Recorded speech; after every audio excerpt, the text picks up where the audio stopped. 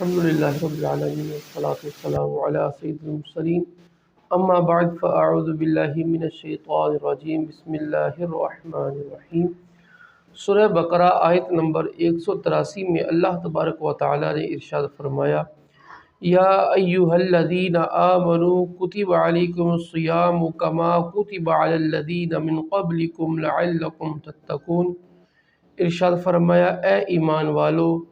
تم پر روزے فرض کیے گئے جیسے تم سے پہلے لوگوں پر فرض کیے گئے تاکہ تم پرہیزگار بن جاؤ۔ اس آیت میں روزے کی فرضیت کا بیان کیا گیا ہے۔ روزہ کیا ہوتا ہے؟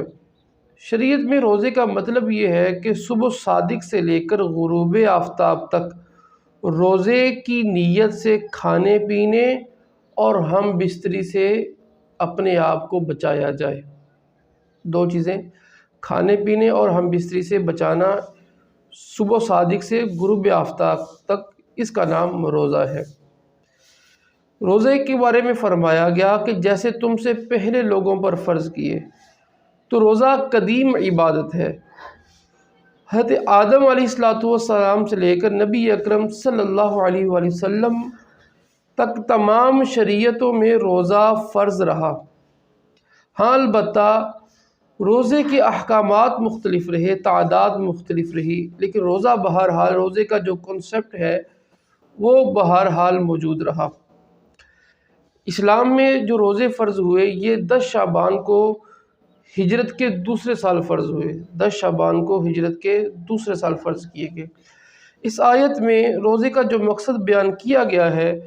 وہ تقوی اور پرہیزگاری کا حصول ہے۔ کیسے؟ روزے میں نفس پر سختی ہوتی ہے، اور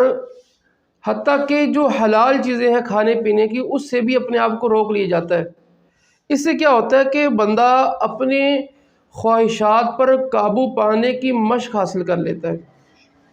جب یہ مشق کر لیتا ہے تو اسے اپنے نفس کو قابو میں کرنے، حرام چیزوں سے بچنے میں قوت ملتی ہے، ایک طریقہ مل جاتا ہے۔ اور یاد رکھیں کہ اسلام میں انسان کا اپنے نفس کو قابو میں کر لینا اور خواہشات کو قابو میں کر لینا، یہ بنیادی چیز ہے۔ یہی وہ چیز ہے، یہی وہ انسان کا ملکہ ہے، طاقت اور قوت ہے کہ جس کے ذریعے بندہ گناہوں سے رک جاتا ہے۔ یہ آپ یوں سمجھ لیں کہ ایک عادت ہے کہ بندہ، یعنی رمضان سے ایک عادت ڈیولپ ہوتی ہے۔ وہ عادت یہ ہے کہ بندہ اپنے آپ کو کسی چیز سے روکنے پر قادر ہو جاتا ہے۔ اور اللہ تعالیٰ نے اسی ملکے کی طرف قرآن پاک میں کیسے ذکر کیا،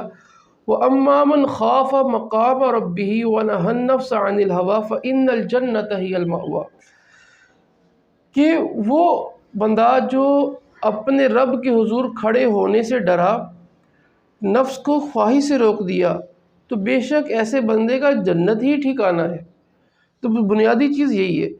جس کو یہ ملکہ مل جاتا ہے اس کو کمال مل جاتا ہے۔ سیدنا عبداللہ بن مسعود رضی اللہ تعالیٰ عنہ، آپ روزے کے بارے میں فرماتے ہیں کہ نبی اکرم صلی اللہ علیہ وآلہ وسلم نے ارشاد فرمایا، حدیث مبارک بخاری شریف کی، کہ اے جوانوں، تم میں جو کوئی نکاح کی استطاعت رکھتا ہے تو وہ نکاح کرے، کہ یہ نکاح اجنبی عورت کی طرف نظر کرنے سے روک دیتا ہے اور شرمگاہ کی حفاظت کرتا ہے، کرنے والا ہے۔ اور جس بندے میں نکاح کی استطاعت نہیں ہے وہ روزے رکھے، کہ یہ شہوت کو توڑ دیتا ہے روزہ۔ تو روزہ یہ بندے کو اپنی شہوت پر، اپنے خواہش پر قابو پانے کی عادت ڈالتا ہے، تو اس سے بندہ اس قابل ہو جاتا ہے، اگر روزے کو صحیح معنوں میں رکھا جائے، بندے کے اندر ایسی ایبلٹی آ جاتی ہے کہ بندے کے من میں جو چل رہا ہے، جو جس کی خواہش کر رہا ہے، تو اس کو روک سکتا ہے، کیونکہ یہ مہینے کے 30 دنوں میں اپنے آپ کو یہ روک چکا ہے، روزانہ روک چکا ہے کہ میں نے پانی نہیں پینا، میں نے روٹی نہیں کھانی، بھوک بھی لگی ہے، بیوی کے قریب نہیں جانا، یہ اپنے آپ کو روک چکا ہے۔ اور اب روک کے اب وہ جو پہلے بتکلف روک رہا تھا، اب اس کی گویا کہ وہ عادت بن گیا، اب اس کا روکنا اس کے لیے آسان ہے۔ تو یہ اللہ تعالیٰ کی طرف سے نعمت ہے۔ پھر اللہ تعالیٰ نے کہا آگے فرمایا آیت نمبر 184 میں ایام معدودات فمن کان منکم مریضا او علی سفر فعدۃ من ایام اخر وعلی الذین یطیقونہ فدیۃ طعام مسکین فمن تطوع خیرا فہو خیر له وان تصوموا خیر لکم ان کنتم تعلمون۔ فرمایا گنتی کے چند دن ہیں، تو تم میں جو کوئی بیمار ہو یا سفر میں ہو، گنتی کے چند دن ہیں تو تم میں جو کوئی بیمار ہو یا سفر میں ہو تو اتنے روزے اور دنوں میں رکھے، اور جنہیں اس کی طاقت نہ ہو ان پر ایک مسکین کا کھانا فدیہ ہے۔ پھر جو اپنی طرف سے نیکی زیادہ کرے تو وہ اس کے لیے بہتر ہے، اور اگر تم جانو تو روزہ رکھنا تمہارے لیے زیادہ بہتر ہے۔ یہاں پر کہا کہ گنتی کے چند دن ہیں، یعنی فرض روزے گنتی کے چند دن ہیں، یعنی رمضان کا ایک مہینہ یا تو 30 کا ہوگا یا 29 کا ہوگا، تو لہٰذا بندے کو گھبرانے کی ضرورت نہیں ہے، بلکہ یہ ذہن میں رکھنا چاہیے کہ وہ رب کہ جس نے 11 مہینے صبح و شام دن اور رات میں مجھے کھلایا اور پلایا، اب اگر اللہ تعالیٰ وہی رب مجھے 29 یا 30 دنوں کے صرف صبح کے اندر دن کے اوقات میں مجھے کھانے سے روک رہا ہے تو یقینی طور پر اس میں میرے جسم اور میری آخرت کا فائدہ ہے۔ اور کہا کہ فمن کان منکم مریضا، تو تم میں سے جو کوئی مریض ہو، بیمار ہو، تو اس کے لیے رخصت بیان کی گئی ہے۔ تو اس میں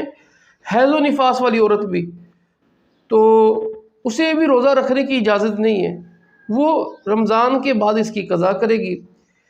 اس کے علاوہ چند افراد جنہیں روزہ چھوڑنے کی اجازت ہوتی ہے، اور آیت میں بطور خاص 2 چیزوں کا ذکر کیا گیا، ایک مریض اور دوسرا مسافر۔ سفر سے مراد یہ 92 کلومیٹر ہے، ٹھیک ہے، 92 کلومیٹر کا سفر مراد ہے، اس سے کم سفر میں روزہ نہیں چھوڑا جا سکتا۔ اور اس میں یہ بھی ضروری ہے کہ جو سفر کی ابتدا ہے یہ سحری کے وقت میں ہو، یعنی روزہ شروع ہونے سے پہلے وہ سفر میں ہو۔ اور مریض کے اندر کیا ہے کہ کس مریض کو روزہ چھوڑنے کی اجازت ہے؟ وہ مریض کہ جسے روزہ رکھنے میں اس کے مرض کی زیادتی کا اندیشہ ہو یا ہلاک ہونے کا اندیشہ ہو تو وہ روزہ چھوڑ سکتا ہے۔ یوں ہی اس بندے کو بھی روزہ چھوڑنے کی اجازت ہوتی ہے، مریض کہ جو ابھی فی الحال تو مریض نہیں ہے، لیکن ماہر ڈاکٹر نے اسے یہ کہا ہے، ماہر طبیب نے اسے یہ کہا ہے اگر تم روزہ چھوڑو گے تو تمہیں یہ مرض لاحق ہو جائے، روزہ رکھو گے تو یہ مرض لاحق ہو جائے گا۔ اب یہاں پر بھی وہم درکار نہیں ہے، صرف وہم ہے وہ پکی بات ہو، یعنی یہ نہیں کہ کسی ایرے گہرے، بلکہ ماہر بندہ جو اپنے فن کا ماہر ہے وہ کہے کہ اب روزہ رکھو گے تم اس بیماری میں مبتلا ہو جائے گے، تمہارے جسم کی یہ کیفیت ہے، تو تب بھی روزہ چھوڑا جا سکتا ہے۔ اسی طرح جو حاملہ عورت ہے، اگر روزہ رکھنے میں اس کو اپنے جسم میں کسی خرابی یا بچے کی موت کا یا خرابی کا اندیشہ ہے تو اسے بھی روزہ چھوڑنے کی اجازت ہے۔ تو ان افراد کو روزہ چھوڑنے کی اجازت ہے۔ اب اس کے بعد کیا ہوگا؟ یہاں پر ایک چیز بیان کی، فدیۃ طعام مسکین، تو ایک مسکین کا فدیہ ہے۔ تو یاد رکھیے احادیث مبارک اور دیگر آیات مبارک سے جو بات سامنے آتی ہے کہ فدیہ کس کو دینے کی اجازت ہے؟ فدیہ دینے کی اجازت ہے ایسا شخص جو بوڑھا ہو چکا ہو، بیمار ہو، اور اب وہ روز بروز کمزور ہی ہو رہا ہے، اور اب اس کی سنبھلنے کے کوئی چانس نہیں ہے۔ طبیب نے یا مسلمانوں کے ظن غالب نے جب بندہ ایسی عمر کو پہنچ جاتا ہے کہ پتہ ہوتا ہے کہ اب اس نے ریکور نہیں ہونا، اس سے پیچھے اب نہیں آئے گا، تو اسے اجازت ہے کہ اب روزے کی قضا کے بدلے وہ اس کا فدیہ دے دے۔ ہاں اگر یہ بھی کبھی تندرست ہو جاتا ہے، بالفرض ہو جاتا ہے، تو اسے فدیہ جو دیا تھا وہ کافی نہیں ہوگا، اب قضا اسے بھی کرنی ہوگی، یعنی روزے کی اصل میں قضا کرنی ہوگی۔ اور پھر یہاں پر کہا کہ فمن، جو فدیہ ہے، فدیہ کی رقم کیا ہے؟ فدیہ کی رقم بالکل واضح ہے، فدیہ کی رقم وہی ہے کہ جو صدقہ فطر ہے، جتنی مقدار صدقہ فطر کی ہے اتنی مقدار، یعنی اصل تو ہے کہ مسکین کو صبح و شام کا کھانا کھلانا، ٹھیک ہے، اگر یہ نہ ہو تو اس میں اس کا فدیہ ہے، یعنی رقم، ٹھیک ہے، تو فدیہ دیا جائے گا صبح و شام کا کھانا ایک صدقہ فطر کی مقدار، تو اس میں گندم کے اعتبار سے اور ہے، جو کے اعتبار سے اور ہے، جو کہ ہم صدقہ فطر میں بیان کر چکے ہیں۔ پھر کہا فمن تطوع خیرا فہو خیر اللہ، پھر جو اپنی طرف سے نیکی زیادہ کرے تو اس کے لیے بہتر ہے، یعنی یہ تو فدیے کی مقدار تو مخصوص ہے، لیکن جو اس میں بڑھا دے گا تو اس کے لیے بہتر ہے، یعنی فدیہ تو ایک روزے کا ایک ہی بنتا ہے، وہ 2 دے دیتا ہے، یا ایک مخصوص مقدار بنتی ہے اسے بڑھا چڑھا کے دیتا ہے، تو یہ اس کے لیے بہتر ہے۔ جیسے اس کی مثال ہمیں صحابہ کرام علیہم رضوان سے ملتی ہے کہ کسی کی نماز میں خشوع اور خضوع کے اعتبار سے فرق آ گیا، صحابہ نے کیا کیا کہ پورا باغ اس بات میں صدقہ کر دیا، تو اب کیا ہے، یہاں پر ان پر لازم تو نہیں ہے لیکن یہ ان کے لیے بہتر ہے۔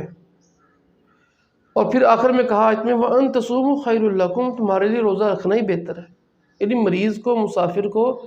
رخصت تو ہے لیکن پھر بھی پسندیدہ کہ وہ روزہ ہی رکھ لے۔ اب حدیث مبارک میں ہے کہ صوموا تصحوا، روزہ رکھو گے صحت یاب ہو جاؤ گے۔ اعلیٰ حضرت اپنا واقعہ لکھتے ہیں کہ ابوالفضاد اعلیٰ حضرت میں،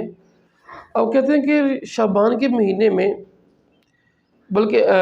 ماہ رجب کے اندر، رجب میں میرے والد صاحب مولانا نقی علی خان رحمۃ اللہ علیہ، جو آپ کے استاد بھی ہیں، یہ میری خواب میں آئے، مجھے کہا اب جو رمضان آئے گا نا اس میں تم شدید بیمار ہو جاؤ گے، لیکن روزہ نہ چھوڑنا۔ کہتے ہوا یہی رمضان قریب ہے تو میں سخت بیمار ہو گیا، طبیب آئے، انہوں نے کہا کہ روزہ چھوڑ دو، میں نے کہا روزہ نہیں چھوڑنا۔ کہتے میں نے روزہ نہیں چھوڑا، اللہ کے فضل سے، روزے کی برکت سے میں ٹھیک ہو گیا۔ کہ آپ کہتے ہیں کہ کیونکہ حدیث میں جو کہہ دیا تصوموا تصحوا، روزہ رکھو صحت یاب ہو جاؤ گے، تو میں نے اسی پر عمل کیا، روزہ رکھو صحت یاب، تو روزہ رکھنے سے انسان صحت یاب ہو جاتا ہے، یعنی اللہ تعالیٰ کی طرف سے یہی ہے کہ روزہ رکھنا ہی بہتر ہے۔ پھر رمضان کے بارے میں فرمایا آیت نمبر 185 میں شہر رمضان الذی انزل فیہ القرآن ھدی للناس وبینات من الھدی والفرقان فمن شہد منکم الشہر فلیصم ومن کان مریضا او علی سفر فعدۃ من ایام اخر یرید اللہ بکم الیسر ولا یرید بکم العسر وَلِتُكْمِلُوا الْعِدَّةَ وَلِتُكَبِّرُوا اللَّهَ عَلَى مَا هَدَاكُمْ وَلَعَلَّكُمْ تَشْكُرُونَ۔ کتنی پیاری بات فرمائی، فرمایا رمضان کا مہینہ ہے جس میں قرآن نازل کیا گیا، جو لوگوں کے لیے ہدایت اور رہنمائی ہے اور فیصلے کی روشن باتوں پر یہ قرآن مشتمل ہے، تو تم میں جو کوئی یہ مہینہ پائے تو ضرور اس کے روزے رکھے، اور جو بیمار ہو یا سفر میں ہو تو اتنے روزے اور دنوں میں رکھے۔ اللہ تم پر آسانی چاہتا ہے اور تم پر دشواری نہیں چاہتا، اور یہ آسانیاں اس لیے ہے تاکہ تم روزوں کی تعداد پوری کر لو، اور تاکہ تم اس بات پر اللہ کی بڑائی بیان کرو کہ اس نے تمہیں ہدایت دی، اور تاکہ تم شکر گزار بن جاؤ۔ اس آیت میں فرمایا گیا کہ رمضان کا مہینہ وہ ہے کہ جس میں قرآن نازل کیا گیا۔ اس مہینے کو 2 برکتیں بنیادی طور پہ حاصل ہیں، کہ ایک تو اس مہینے کو اللہ تعالیٰ نے روزوں کے لیے انتخاب کیا، اس عبادت کے لیے اس مہینے کا انتخاب، یہ اس کی برکت ہے۔ پھر قرآن کے نزول کے لیے اللہ تعالیٰ نے اس مہینے کا انتخاب کیا، تو جس کا یہاں ذکر ہے کہ رمضان کے مہینے کا تعارف یہ ہے، ٹھیک ہے، تو یہ واحد مہینہ ہے کہ جس کا اللہ تعالیٰ نے قرآن میں یوں ذکر کیا۔ تو جب اس مہینے کو قرآن سے نسبت ہوئی، رمضان سے، روزوں سے نسبت ہوئی، تو یہ فضل والا ہوا، قرآن میں اس کا ذکر ہو گیا۔ تو یہ عرض ہے کہ جس دن کو صاحب قرآن سے نسبت ہوگی وہ دن کیسا ہوگا، وہ اس ہستی کا عالم کیا ہوگا کہ جس کے اوپر روزے فرض ہوئے، جس کے ذریعے روزے ملے، تو اس کی کیا ہی شان ہوگی، تو وہ دن کیسے برکت والا نہیں ہوگا۔ قرآن پاک کی جو یہاں پر شانیں بیان کی گئی ہیں وہ یہ کہا قرآن ہدایت ہے، روشن نشانیوں پر مشتمل ہے، حق و باطل میں فرق کرنے والا ہے۔ تو یہ قرآن پاک کے نام ہیں، یہاں پر قرآن پاک کے نام ذکر کیے۔ پھر روزے کے بارے میں فرمایا اللہ تمہارے لیے آسانی چاہتا ہے، تمہارے لیے تنگی نہیں چاہتا، کہ اللہ تعالیٰ نے تمہاری رحمت تم پر فضل کرتے ہوئے تمہاری دین و دنیا اور آخرت کی بھلائی کے لیے روزے فرض کیے ہیں۔ لیکن اس میں بھی اگر کوئی بندہ مریض ہوگا، سفر پہ ہوگا، تو اللہ تعالیٰ تو تنگی نہیں چاہتا، اس میں تمہارے لیے رخصت رکھی ہے فَعِدَّةٌ مِّنْ أَيَّامٍ أُخَرَ، کہ اس کے بدلے دوسرے دنوں میں روزے رکھ لیے جائیں۔ تو یہ تمہارے لیے ایک رخصت مل گئی نا، کہ ضروری نہیں کہ ابھی کرنا ہے، بلکہ رخصت ہے کہ جب تم سفر سے آ جاؤ گے پھر کر لینا، مریض ہو ٹھیک ہو جاؤ گے تو پھر کر لینا، تم پر کوئی مشقت والا کام نہیں ہے۔ اور پھر اللہ تعالیٰ نے یہاں پر یہ کہا کہ وَلِتُكْمِلُوا الْعِدَّةَ، یعنی اس کے بدلے میں تمہارے لیے اور دنوں کے لیے اجازت دے دی تاکہ تم تعداد پوری کر سکو، کہ تاکہ تمہارے لیے وہ جو روزے چھوٹ چکے تھے تاکہ تم وہ اس کی برکت تم پھر بھی حاصل کر سکو۔ اگرچہ رمضان کا روزہ سب سے افضل اعلیٰ ہے، جو ثواب ان دنوں میں رکھنے کا وہ بعد میں کبھی وہ مل نہیں سکتا، لیکن اس کی برکت پھر بھی ملے گی، ٹھیک ہے۔ وہ جو فرضیت جو ذمے پر تھا وہ تو اتر جائے گا، اس کی برکت پھر بھی حاصل ہوگی۔ تاکہ کہا کہ یہ رخصت اس لیے تاکہ تم بھی تعداد پوری کر سکو اور تاکہ تم بھی اللہ کی بڑائی بیان کرو، تکبر اللہ علی ما ہداکم، اس بات پر کہ اللہ تعالیٰ نے تمہیں جو ہدایت دی ہے اور تمہارے لیے اور اس لیے کہ تاکہ تم شکر گزار بن جاؤ، یعنی اللہ تعالیٰ نے بندوں کے اوپر یہ نعمت عطا فرمائی۔ تو اللہ تعالیٰ ہمیں رمضان المبارک کے روزے اچھی نیت کے ساتھ اور پورے روزے رکھنے کی توفیق عطا فرمائے، آمین بجاہ النبی الامین صلی اللہ تعالیٰ علیہ وآلہ وسلم۔